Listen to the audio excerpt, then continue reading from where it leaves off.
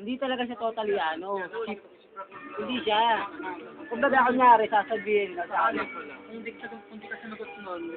Bandang hapon nun, titik si Ate Kelly nun. Huwag mo na si ano, huwag mo na paalam. Ang gusto policy nun, si Frank. Si Frank at siya nila.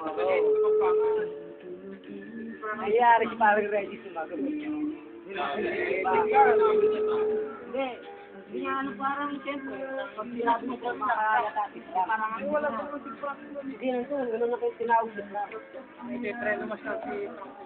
Tinawag niya una si Frank noon, nandito siya sa video, silang dalawa. Kaya unang tinawag si Soro. Si Soro kinawag niya, si Soro. Si Soro tinawag niya. Kaya itong dalawa, may pag-asa pa to, siguro mga 4 days. Gano'n ang... si Frank talagang, ano niya. Kasi nag-umubiyahe ko.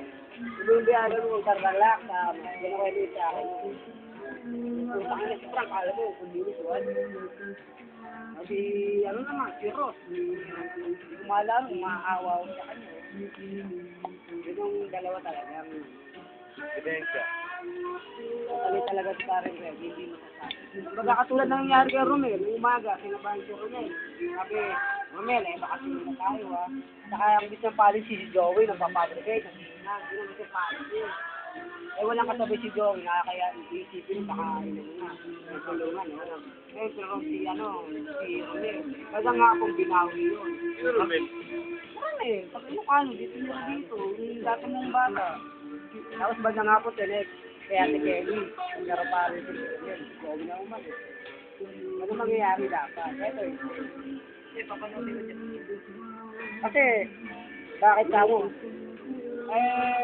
Kapalisin niya to ang electrical. Ang alam niya, nakikita. Hindi ko magkakapit ng alam. Mag-hire ulit siya ng electrician. Tulad kanina, Tanga siya kung gano'n, di ba? Tulad kanina, dahil puro electrical lang. Gano'n na mangyayari. Ano po, sinagot ko sila Reggie? Hindi, kumbaga, syempre, hindi man ako bigla inuputa, baka mapamura pa ako nun. Bigla yun tangin na ka. Wala naman, Bigla alam, di ba? Siyempre, parang Reggie, hindi rin alam yun.